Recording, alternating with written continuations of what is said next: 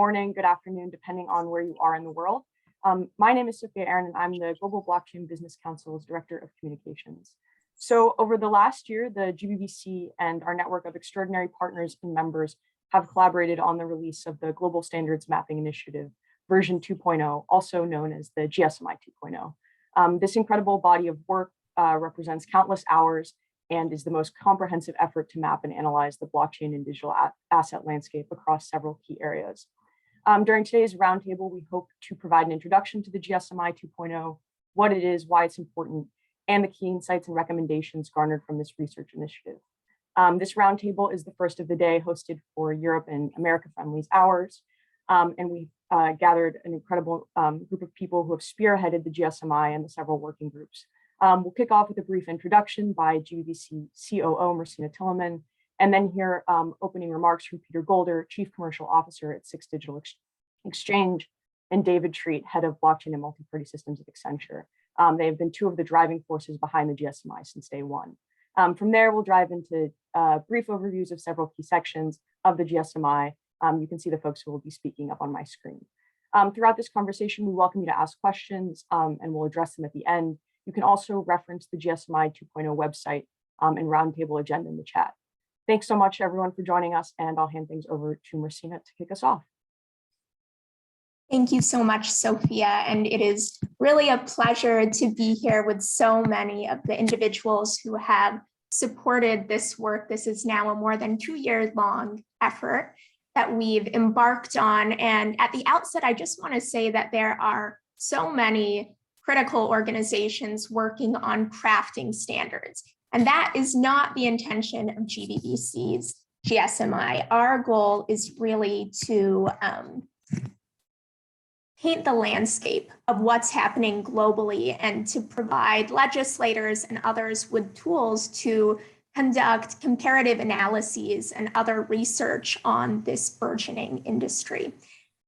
So as Sophia mentioned, the Global Standards Mapping Initiative is the most comprehensive effort to map and analyze the blockchain and digital asset landscape across several key areas. And this year we expanded our effort significantly and touched on legislation and regulatory guidance, technical standards, industry standards and recommendations, university courses and degree programs, and industry consortia.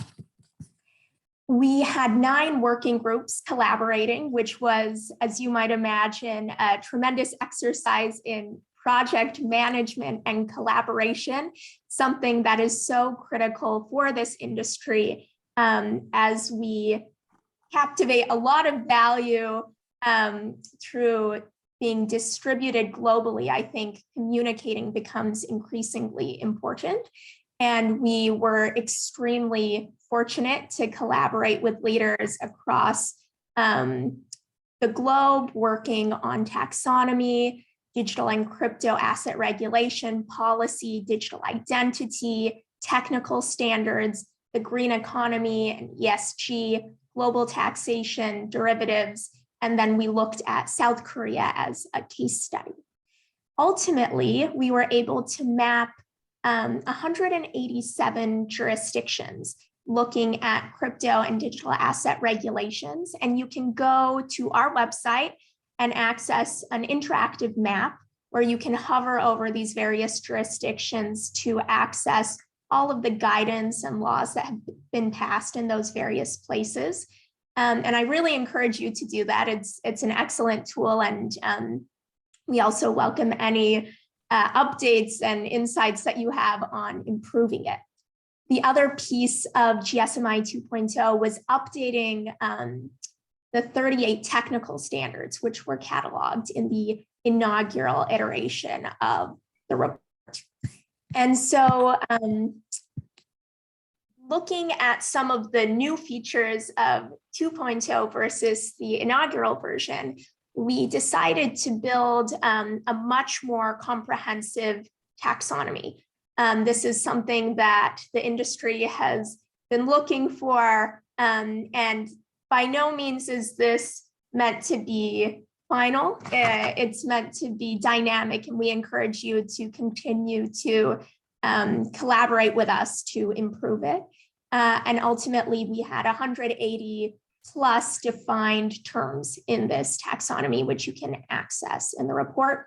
We also welcomed 12 fellows from academic institutions around the globe to collaborate with us over an 8-month-long fellowship. And their efforts were truly critical in bringing everything that we're going to discuss to fruition. We're extremely excited to continue this fellowship program. And if there are individuals in your sphere who you think would be good fits for it moving forward, we invite them to reach out to us and you to reach out to us, because we will be continuing that into 2022.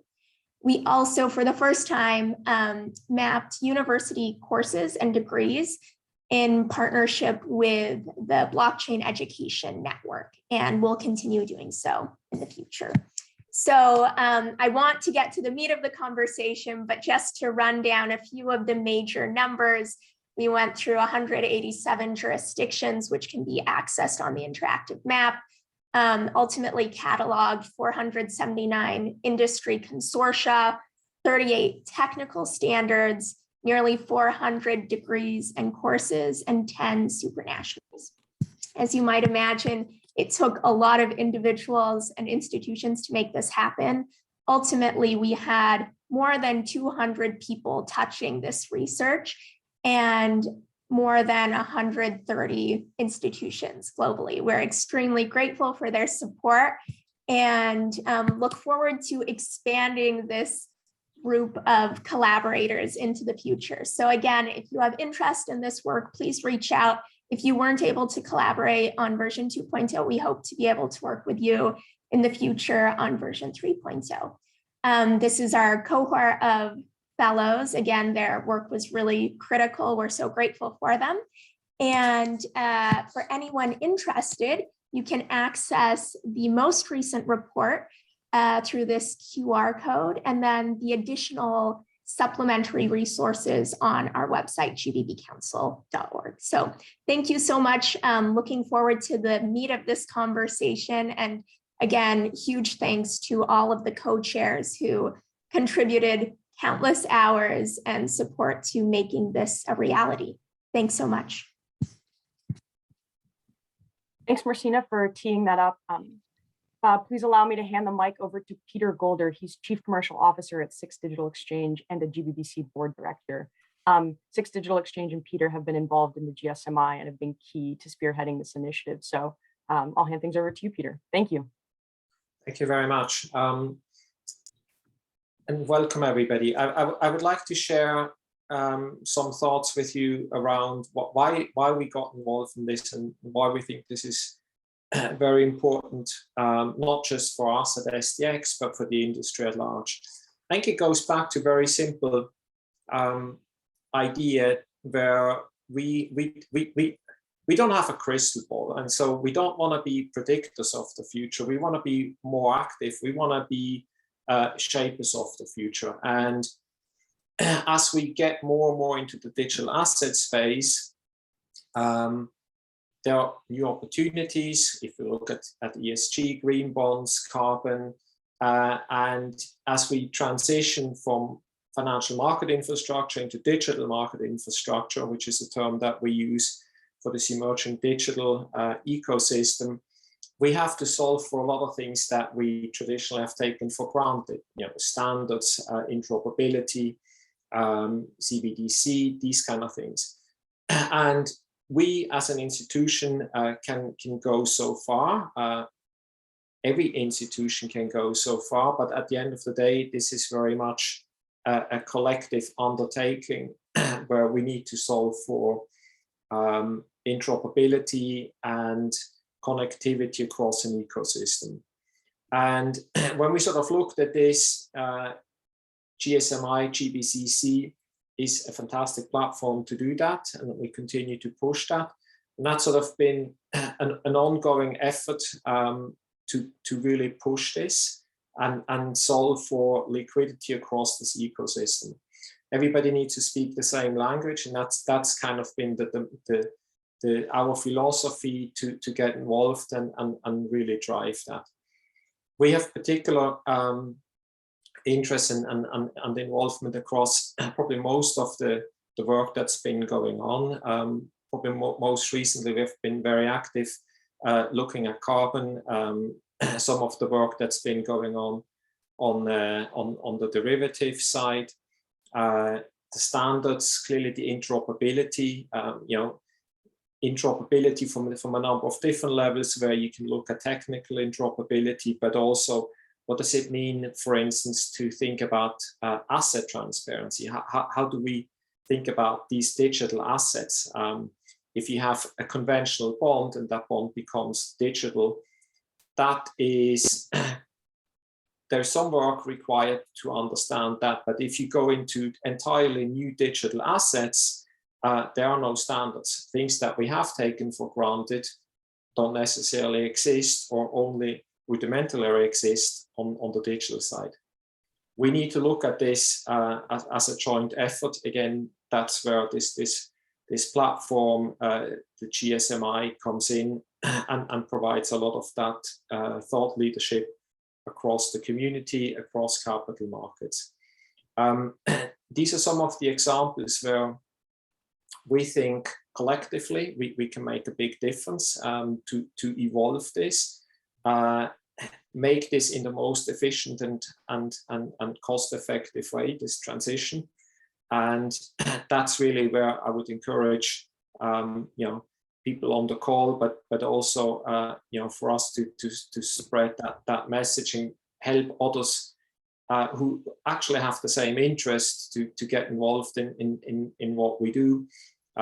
It's a collective effort, but the more that we all pull in the same direction, I think the more effective and the faster we can go through this transition. With that, I would like to hand over to David, and thank you all very much. Thanks very much, Peter. We'll now hear from David Treat, Senior Managing Director and Head of Blockchain and Multi-Party Systems at Accenture. As I mentioned, David has been a co-chair of the GSMI since its inception. Thanks so much, David, for joining. Over to you. No, thank you, Sophia, and Peter. Thanks for your comments.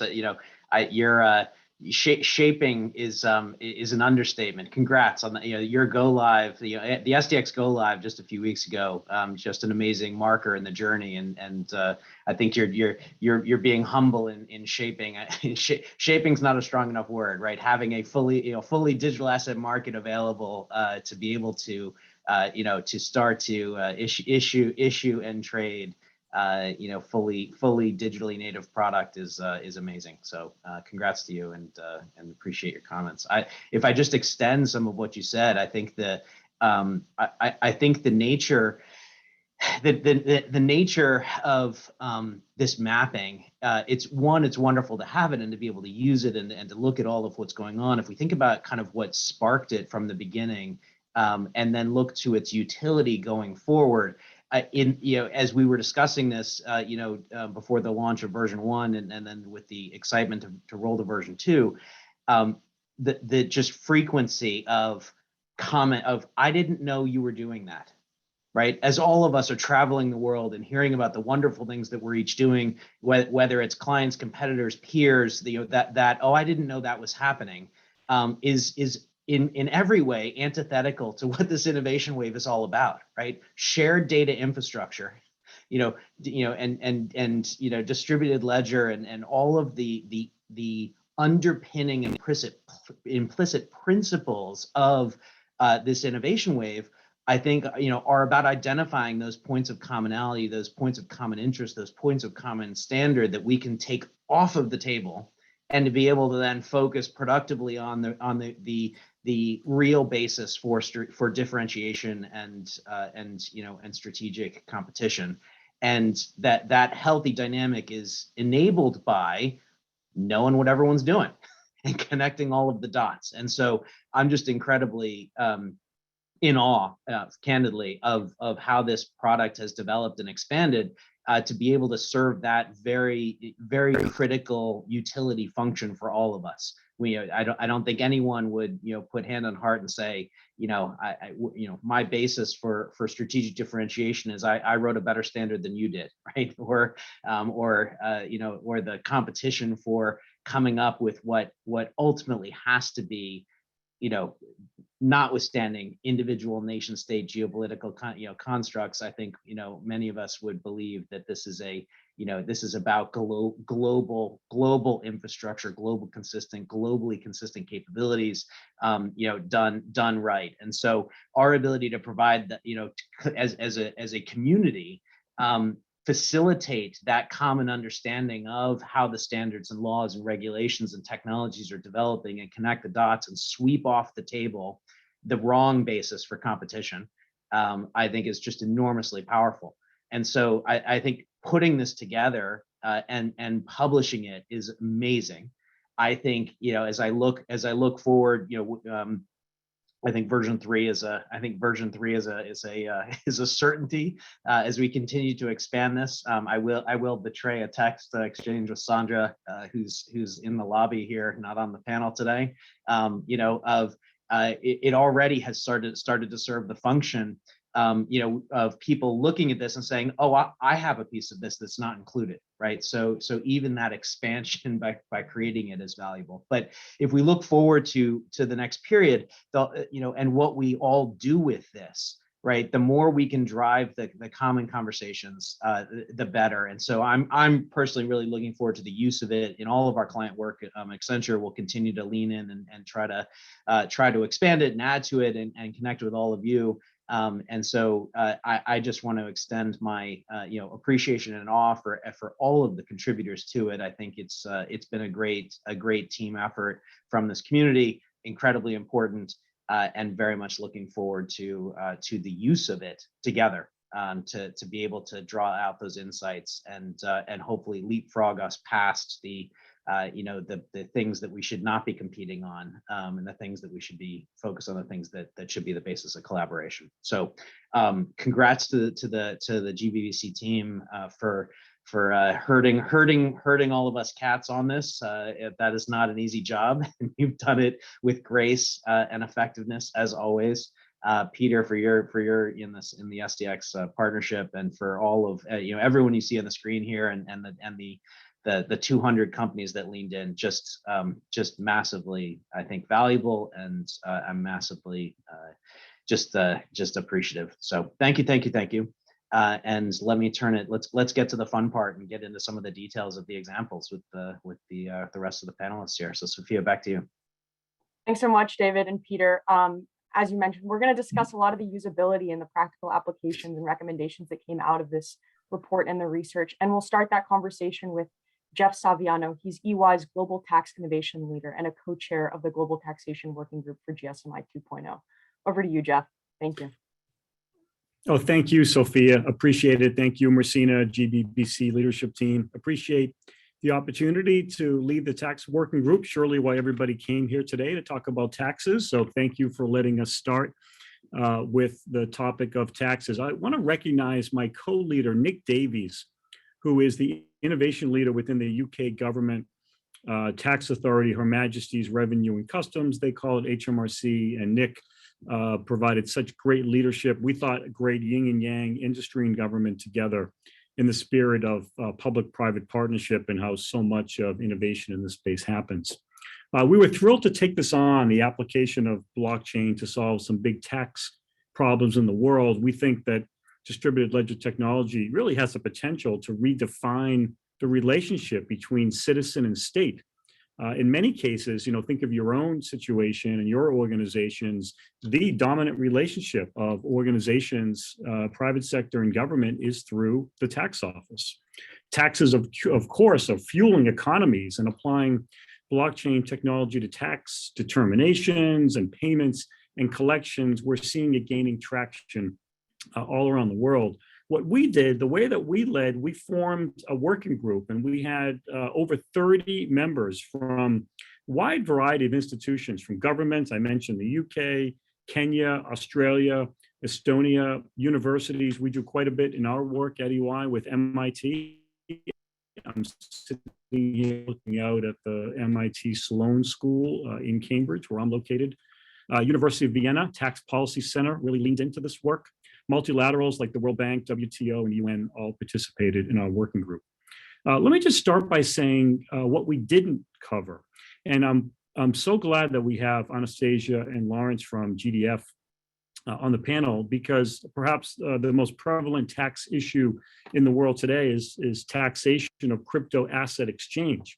That has been well chronicled and researched, and really give a lot of credit to Lawrence, Anastasia, the GDF tax committee for publishing a comprehensive global analysis of that tax issue. So we purposely decided not to readdress and focus instead on the underlying blockchain architecture and how that could be applied to solve big taxing problems. We looked at and examined, there were 5 parameters of how blockchain we think is extremely relevant for tax, and how anybody, whether you're in government or in the private sector, considering here, what are some of the issues that you need to consider? Let me just run through these very quickly. The first is around digital identification. I'm going to leave that alone. You hear from James on that, but we think that tax could be a very viable first use case for a government considering to have more of an application of digital ID. This could be a great place to start on their digital identification journey. The next was legislative and regulatory. And what we found is that there are just, simply put, many existing rules that will not be compatible with digitization. There's still, in the tax world, there's many examples of physical certification of documents needing wet signatures. And there's a need, we think, a conditioned precedent for governments is to adapt legislative regulatory rulemaking and ensure that they advance and shift from analog to digital, and documents and certification is one aspect that we highlighted. Tax data models, I'm sure that's obvious to many, creating data standards, but also what a unique opportunity for governments to apply parallel AI systems to new blockchain systems with the plethora of data that they may have access to, responsible access. How do you apply new AI prediction mechanisms to solve other tax and non-tax problems through data-driven insights? And we think great opportunity to converge AI and blockchain in that space. We examined the governance gap in the world. I'm sure many of the participants today have an appreciation for how fast the technology is developing. At least it's my own opinion, the governance is not progressing as rapidly. Massive gaps on when public and private partnerships form, and multi-stakeholderism, gaps on how do groups make decisions, how do they accept members. I think it's the greatest irony of decentralized systems that you need central actors to start. And how do they govern themselves? And so we took that on and provided some principles there. And then lastly, privacy, transparency, very obvious, critical needs. We chronicled the use of zero knowledge proof and some work that we've done at EY and the UK government together, and applying that in the tax regime. Okay, having said all of that, what's been really interesting about, we published a separate report, as if you don't have enough to read with the main GSMI 2.0 report. We have a separate 30-page tax report. And interestingly enough, the appendix to it is gaining more traction than the main body of our work. The appendix is a chronicle of the 26 known blockchain systems in the world that are solving tax problems. We, through a 30-member working group, looked all around the world. We looked under every sofa cushion we could find to see where are these systems coming from. We didn't find 100, but we also didn't find 5. We found exactly 26. And we chronicled those in a pretty detailed appendix, providing contacts and links and more information. Just to give you an example, in Thailand, they use a blockchain system to manage VAT refunds. Estonia has an e-tax filing system powered by blockchain. We spent time on each of these and provided some assistance for anybody considering applying blockchain in the taxing world. I'm sure we missed some, but we actually think this is a pretty good a representation of every system that we find available in the world today. I will end this section of tax with how we began. We're really bullish on the application of blockchain for tax. Tax is incredibly important in public finance and in economies. And we think that there are tremendous efficiencies, fraud reduction, benefits across both public and private sector from adopting distributed ledger technology to taxation. I really appreciate it. It's been a world of fun and excited to listen to the rest of the presentations today and continue along this journey. So thanks very much. Thanks so much, Jeff. I dropped the link to the global taxation report for folks who haven't already had a chance to look at that. The appendix is on page 21 and contains a lot of practical applications of what Jeff is talking about. So now I'll turn things over to Anastasia Kinsky and Lawrence Wintermeyer of Global Digital Finance for discussion of digital and crypto asset regulation, which Jeff also touched on. Thanks, Anastasia and Lawrence. I will kick off. Thank you very much, Sophie. And before handing over to my co-chair, Anastasia, I'd like to thank the GBBC and all of the contributors to this massive compendium. It's been an outstanding year again, a great exercise and a privilege for us to be involved. I'd like to also thank our co-chairs from Steptoe, Alan Cohn and Jack Ratosa, who supported Anastasia and I, along with the significant working group. Anastasia, you have the numbers, but I think we had more than 30 or 40 people really developing the detail of this particular section. Now, global regulation in 7 minutes is a challenge, particularly where we're going to split it in half, where I will cover some of the high points that I think are material, and then get Anastasia to run through some of the key points of the 7 sections that the report were covered. Suffice to say, picking up on Peter and David's comments, and of course, we're grateful for their continued sponsorship and share of this work. This compendium is all about being part of shaping the future rather than sitting back and letting the future happen. This compendium contains most of the data that you need to help create the future. And again, I'll echo David's congratulations of Peter the Sixth and our 3 teams for the recent CBDC institutional CBDC launch. And then to David's point about global infrastructure, I think one of the most important things policymakers and particularly regulators grapple with is that digital is borderless. They do see that when it comes to West Coast tech, search and social media, but they seem to only be starting to comprehend that with crypto and digital ledger technologies. So this is a very important part of some of the findings that we are going to recount to you from the last GSMI report. The sector is maturing, and typically the industry really raises the issue of a lack of clarity or really regional jurisdictional fragmentation. And that's not just a trend by industry, that's a trend that's cited by policymakers alike. And I think that lack of clarity and fragmentation is probably not surprising in that this particular sector is one that few policymakers or regulators really paid attention to a little over 3 or 4 years ago.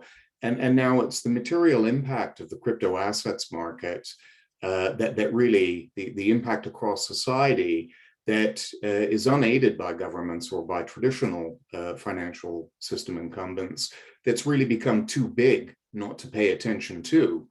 And so there has been a dramatic increase in regulatory attention to the crypto and digital asset sector.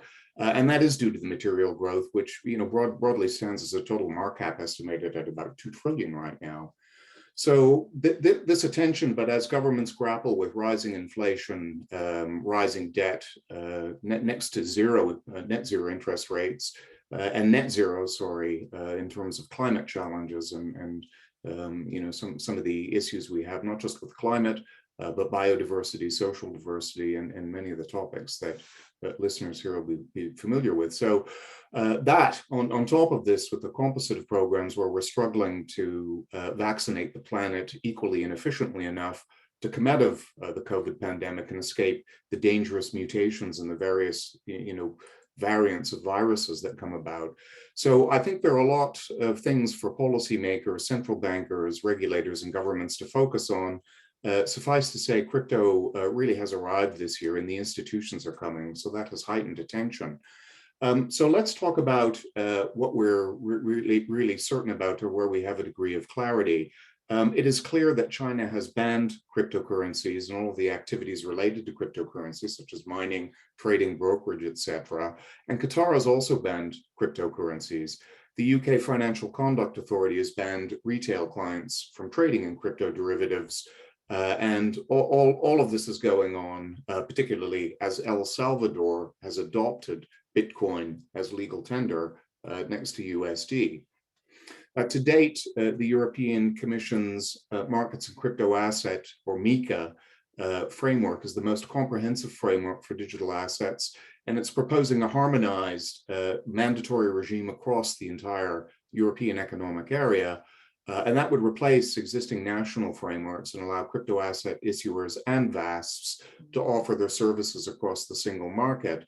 What's not clear is how this playing field will be leveled for new entrants and incumbents in dealing with both non-native and native digital asset products. And it's not really clear how MiCA will tackle DeFi as it emerges, and particularly algorithmic consensus models, etc. In the US, Gary Gensler has testified a multiple number of times that the cryptocurrency sector really needs stronger investor protection, and particularly in the instance of platforms that allow investors to borrow against cryptocurrencies. So Chairman Gensler has really told lawmakers that investment protection rules really should apply to crypto exchanges, and that's one of the things that's at the top of his list. I think of note, and Jeff has raised this, Jeff Saviano, crypto has been baked into the US infrastructure bill. And so despite industry concerns around the clunky definition of broker-dealer, the further integration of crypto in the US tax system is a very strong signal of existential recognition. And I think everyone in the global community should pay attention to that. And after many years of applications, the SEC approved the first Bitcoin futures ETF. The SEC is now increasingly focused on the DeFi ecosystem and really the legal implications of DAOs, smart contracts, and automated market making. And stablecoins are also at the top of the list for US policymakers and regulators, as well as European regulators, including the UK. The growth of the stablecoin market has raised concerns about the risks to macro financial stability, and this follows the FSB's guidance.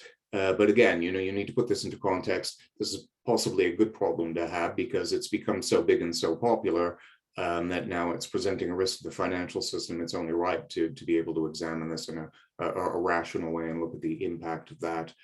And then really across the globe, and despite industry making preparations to meet FATF guidelines, only a handful of jurisdictions have explicitly implemented the travel rule for VASPs.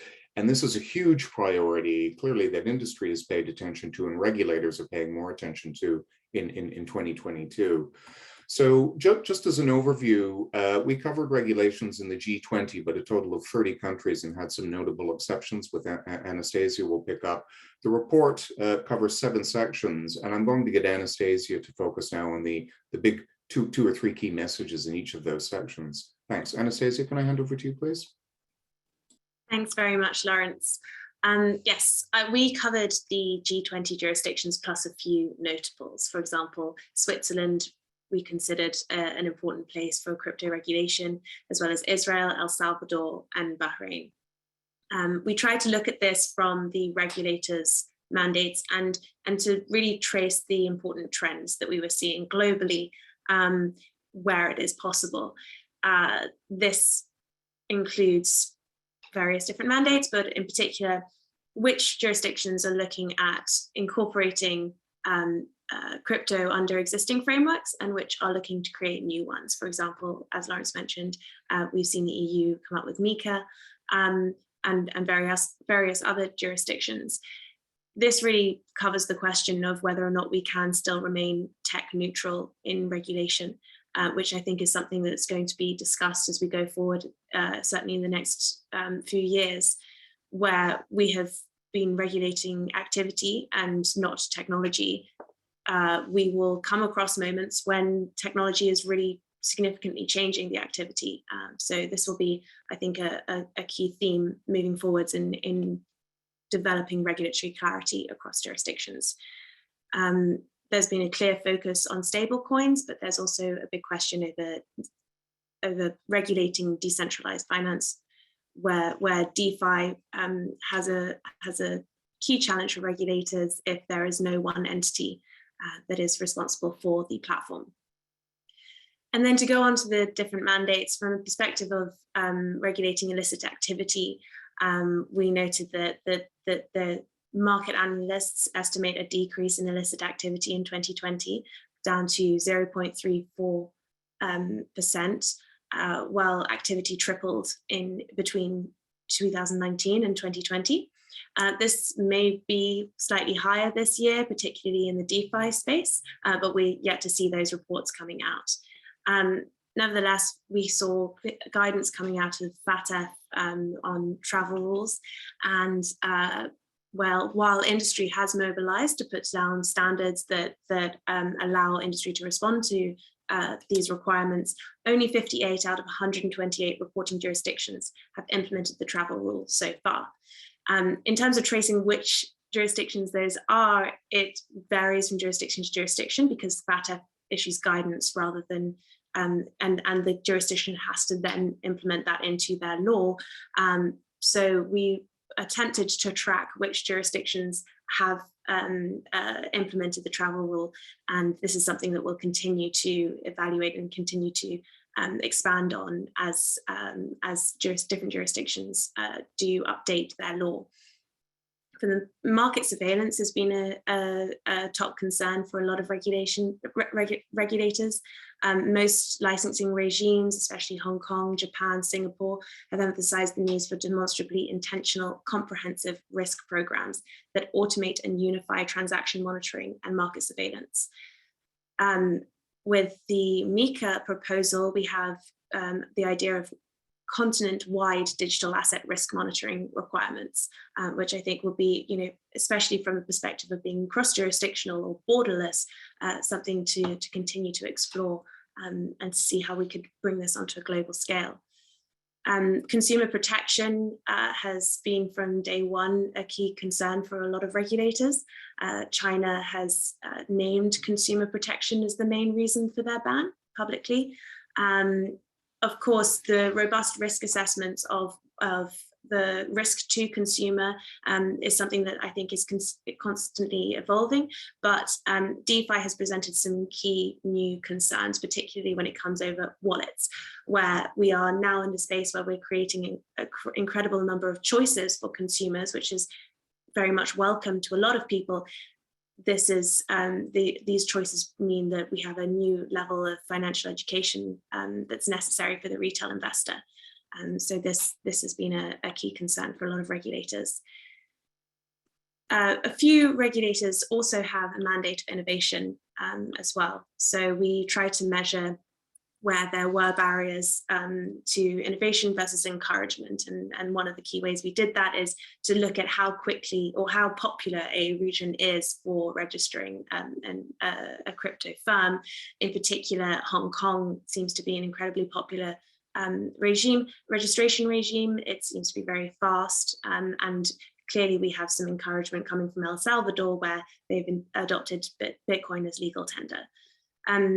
We also looked at how the different jurisdictions are being innovative with their approaches to regulating cryptocurrencies, and then put together a list of the 13 jurisdictions in our group that have put together regulatory sandboxes.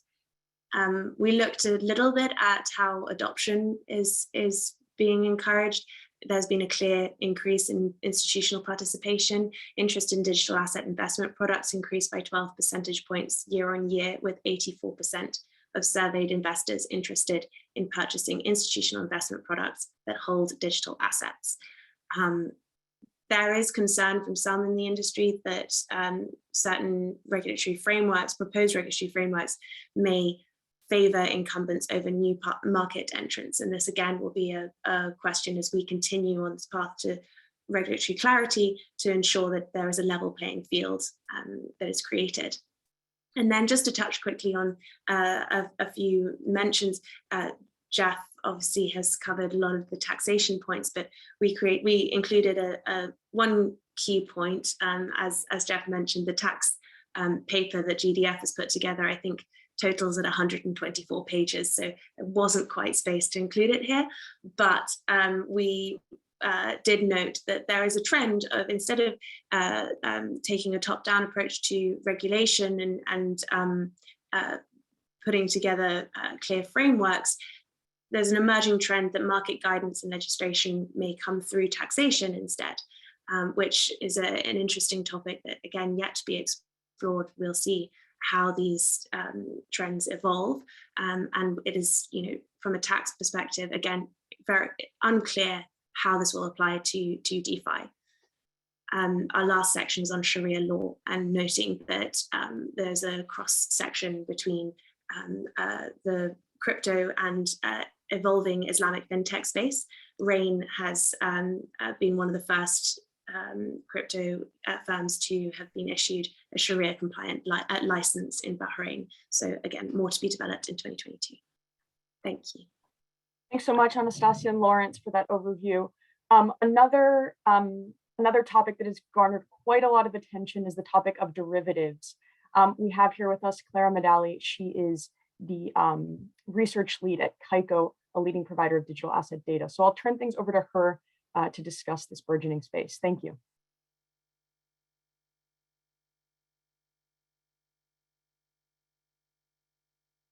Thank you. I was muted. Yes, cryptocurrency derivatives today, I would say, are definitely one of the most exciting spaces in the cryptocurrency sector. Also, thank you everyone who participated in the derivatives working group. My name is Clara. I helped write the derivatives section of this report, and it was definitely quite fascinating to just look at the overall market structure and the evolution of this over time. So what did this derivatives report cover? What we wanted to do was look at what is the current state of the market, what are the current types of contracts that list, what are their use cases, what are trade volumes, open interest, and how has this changed over time? And then, of course, who are the market leaders? Are they regulated exchanges? Are they unregulated exchanges? And finally, we put together some recommendations on how to go forward. There's a lot of regulatory action happening right now, particularly in the derivatives space. And this report really tried to overview everything happening when it comes to both regulation and the current state of the market. So overall, cryptocurrency derivatives today, there's more than 50 billion in volume every day, and this is just for Bitcoin, and it's become a very structurally critical component of all crypto markets. It's very important for risk management, but also there's a lot of speculation going on. But one of the most popular use cases for derivatives today is that it gives traders exposure without having to hold the underlying asset. So this has actually drawn in a lot of more institutional traders because they don't actually have to custody the asset, and it makes it a lot more convenient. The first part of the report really looked at the state of the market today. What are the different types of derivatives?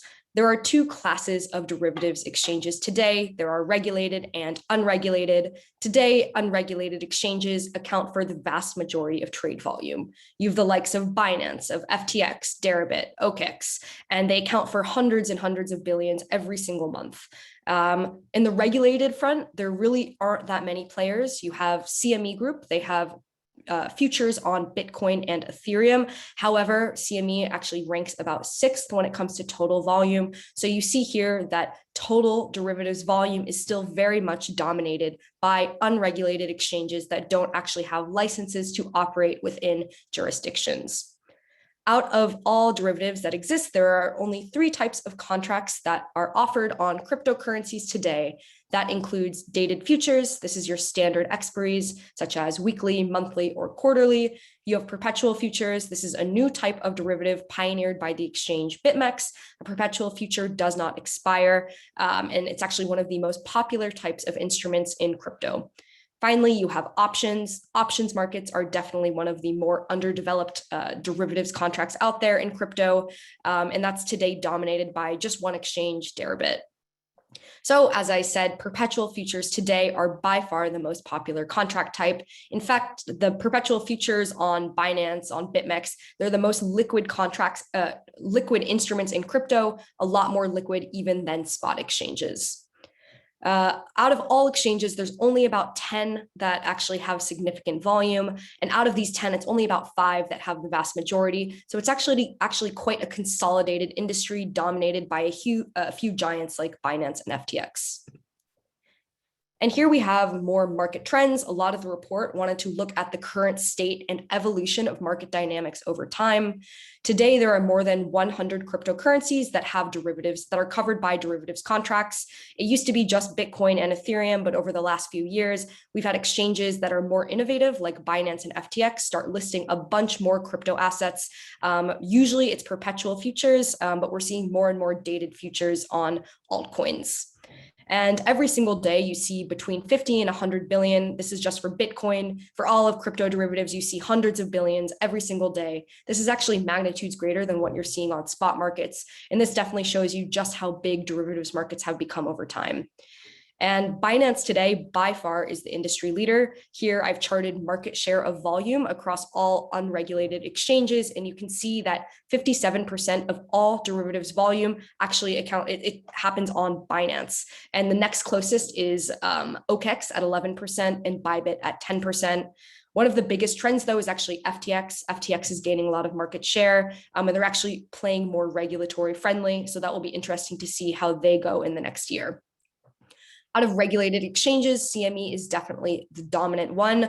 They only offer futures on Bitcoin and Ethereum, but they've actually gained a lot of market share over the past few years, particularly among more institutional traders. Out of options, it's Deribit. 90% of all options volume happens on Deribit. And finally, Bitcoin. Even though there's a lot of altcoins today, Bitcoin is the most popular crypto asset to trade derivatives on. Now, a lot of the report is not just looking at current market trends, but what is the future of derivatives? Where is the industry going? So we identified 4 categories of growth. The first is increased complexity. We predict that over the next year, there will be a growing complexity of products, more custom derivatives contracts available, and also an expansion of altcoin coverage for more complex contracts like options. The second trend is decentralized exchanges. I know one of the working groups already mentioned this, but DeFi is definitely taking the crypto world by storm. You can actually see there's a lot of decentralized derivatives exchanges that are gaining popularity. In particular, there's one called DYDX that has seen, I think, about $1 billion in trade volume, and this is all decentralized. The third trend, of course, is regulatory oversight. This is becoming a bigger issue, specifically when it comes to derivatives. This past year was definitely formative when it came to regulatory oversight of derivatives exchanges, and many exchanges like Binance actually had to shut down a lot of their platforms in specific countries due to a regulatory crackdown on derivatives markets. And finally, the last one is integrated infrastructure. This is more from the perspective of traditional finance and whether traditional finance will start adopting the technologies used in crypto exchanges and decentralized exchanges. For example, DLT technology for all aspects of the trading cycle from trade to settlement. And last section, we gave some industry recommendations. I think one of the biggest issues today is standardization.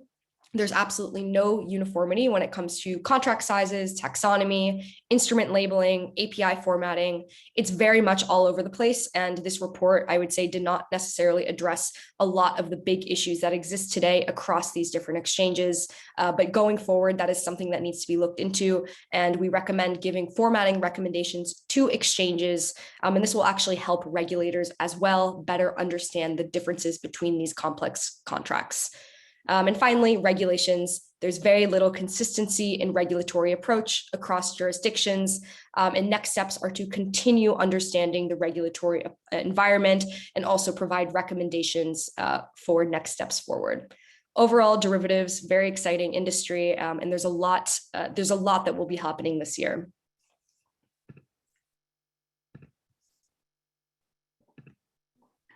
Thanks very much, Claire, for that overview. I encourage you all to also subscribe to her weekly research newsletter that she writes for Kaiko. Our last speaker here is James Loperfido, apologies, Head of Business Development at Tangem. He's going to discuss digital identity, which is something really key to all the applications that have been discussed today.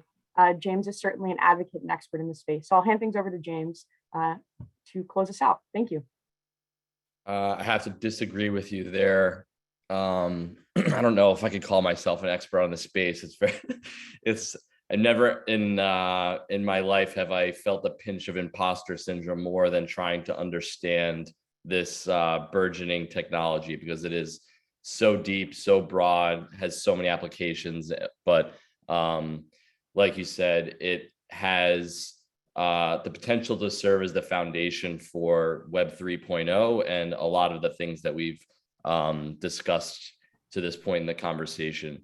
And with the confluence of DLT networks, smart contract automation, the ability to identify people across borders, the applications become invaluable, right? It becomes very difficult to apply things like the travel rule or taxation in an automatable way without being able to identify those people that you need to interact with on a regular basis, right? So first of all, of course, thanks to everyone who's involved with this project, especially the people that contributed to this report. Everybody contributed in a way that, you know, was so interesting because of the diversity of opinions and ideas and thoughts in such a broad space. And it just defining what digital identity is for so many people in and of itself is a challenge. And the idea of a decentralized identity is not something that is necessarily a new thing, but of course has been inspired through the advent and proof of Bitcoin's leveraging asymmetric cryptography, the absolute need to identify ourselves while traveling because of COVID restrictions, right? And our now requirement to prove ourselves, our vaccination records, and whatever else we would otherwise have to travel across not just, you know, state lines or you know, jurisdictional lines, but of course anywhere in the world.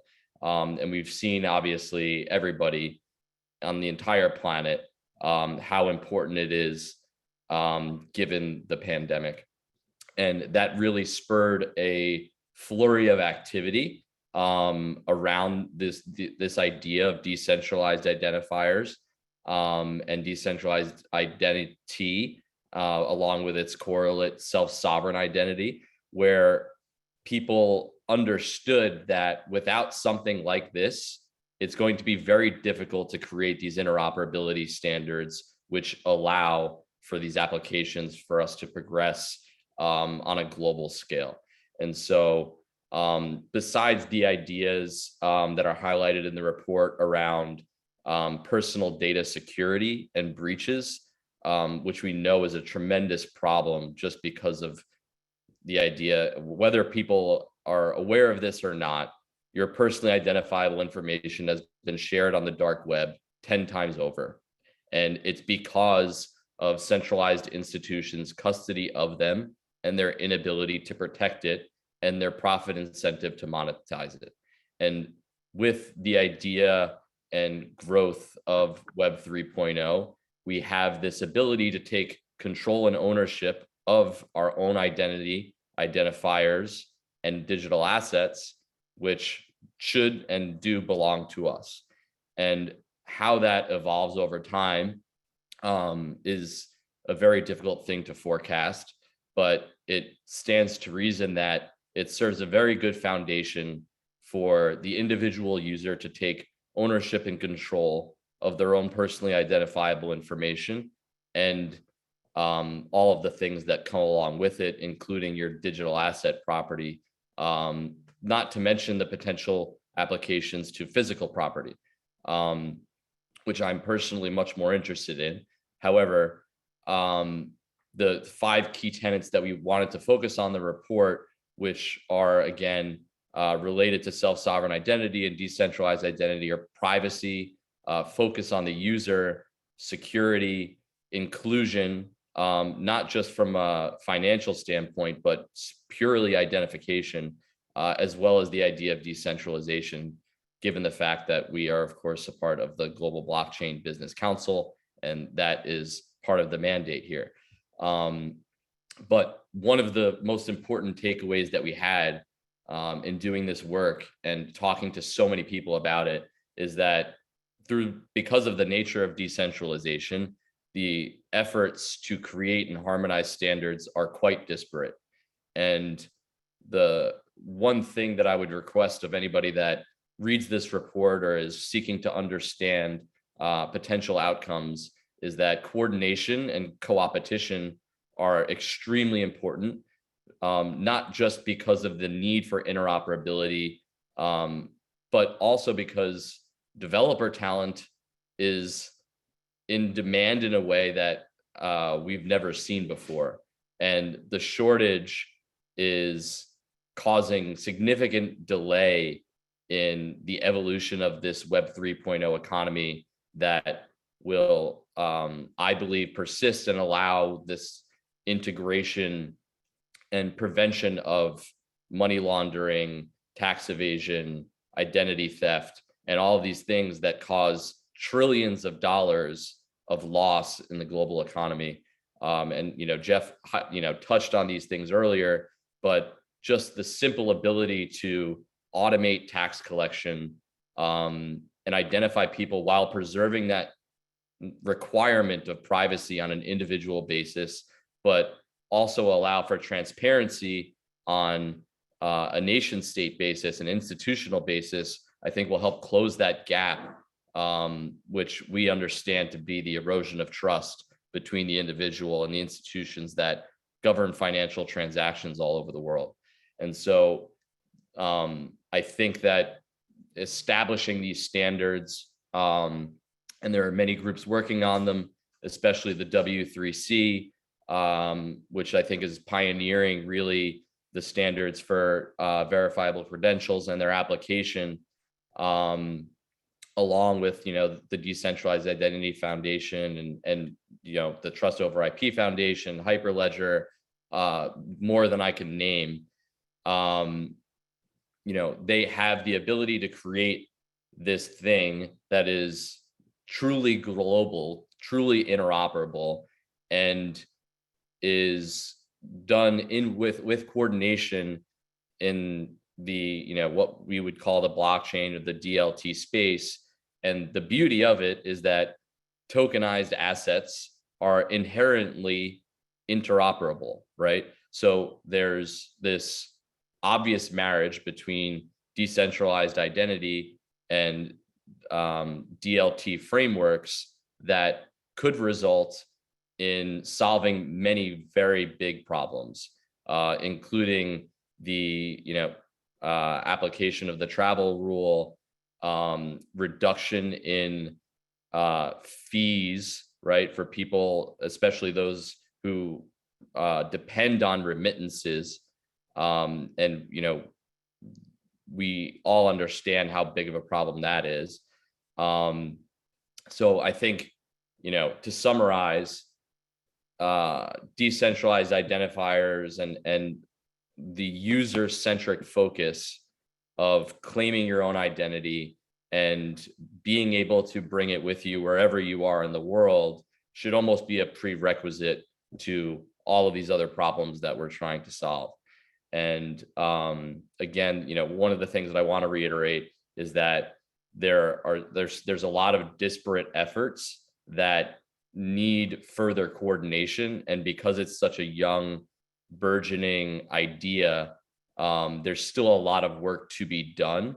But the progress that has been made by these groups that have been incited by the pandemic, including the Good Health Pass Collaborative, which has evolved and been brought under the Hyperledger umbrella, and all of those that are trying to solve these global problems. They're almost essential, right, for us to be able to open up borders and travel the way that we'd like to again. So these freedoms that we've all enjoyed in the past can be, I think, enveloped within this self-sovereign identity or decentralized identity framework. And it's unbelievably complex and deep, and the technical standards are so difficult to understand because of the complexity of the technology itself. That said, there's almost certainly a path to a conclusive set of applications for all of the things that we've been discussing, especially in the Web 3.0 framework. And one thing that Jeff brought up earlier is the idea Estonia has proven concept of the ability for the utility of a digital identity in a blockchain framework. And I just happened to see a Netflix show where they talked about this stat where the average Estonian takes less than 5 minutes to do their taxes. And I don't know about you guys, but that's certainly not my track record. It's considerably more difficult than that, right? And so just the efficiencies in time alone, time spent, right? And the ability to automate things with smart contracts and selectively disclose your private information with zero knowledge proofs provides a very valuable trade-off between privacy and transparency. And one other thing that I want to bring up, in my recent career, I was working for a company called Sorimitsu, which was doing a project for the National Bank of Cambodia, where they built out their retail central bank digital currency platform, where historically in the nation of Cambodia, 80% of transactions were done with the US paper dollar. And we all know that despite Janet Yellen's claims that Bitcoin will encourage money laundering and is more opaque, it's very obvious that money laundering and illicit activity has existed long before the invention of Bitcoin. And so through this application of identifying people with the caveat of privacy, we can start to put these transactions into the light, not just to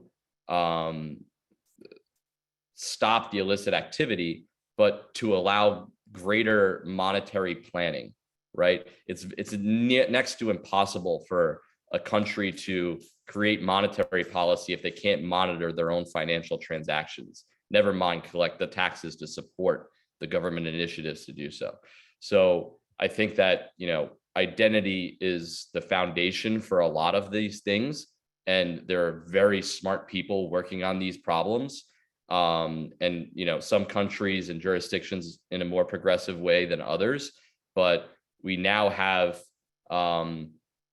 proof of concepts, prototypes, things that are beginning to work that should be applied to this Web 3.0 infrastructure where all of these themes and ideas are colliding. So I encourage everybody to just take a quick look at the report.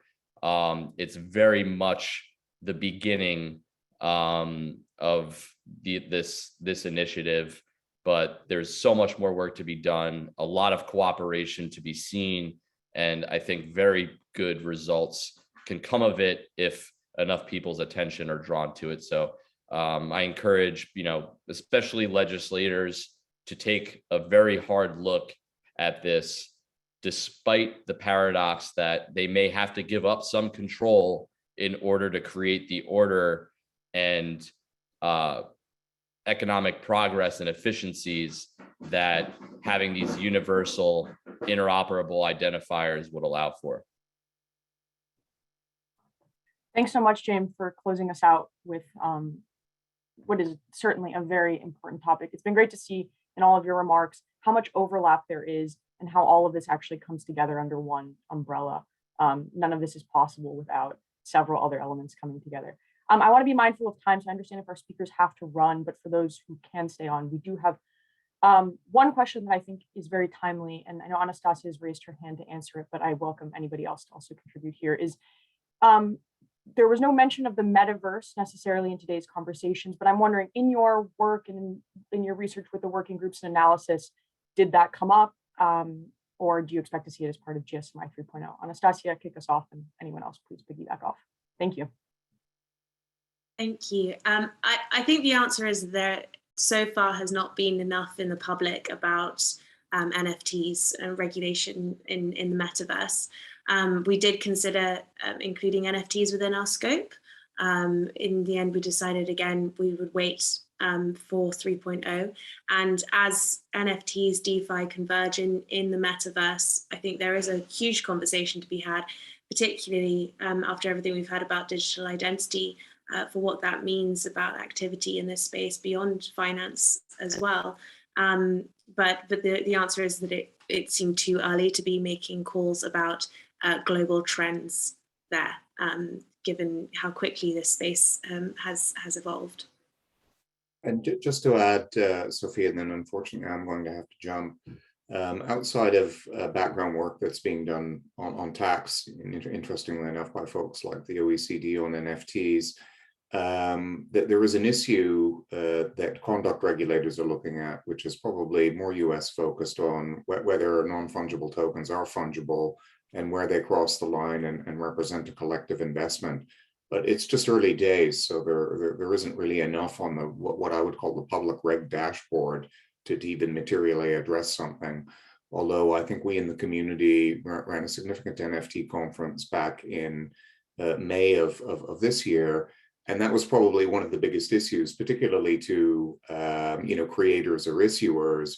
You need to pay attention about crossing a fungible line, which may be blurry, and because a lot of things may look like a collective investment to regulators. But that I think is a good topic for 3.0, and certainly from a reg perspective. I mean, there may be other areas of the report we may want to pick that up, simply given the retail explosion and focus of NFTs. But yeah.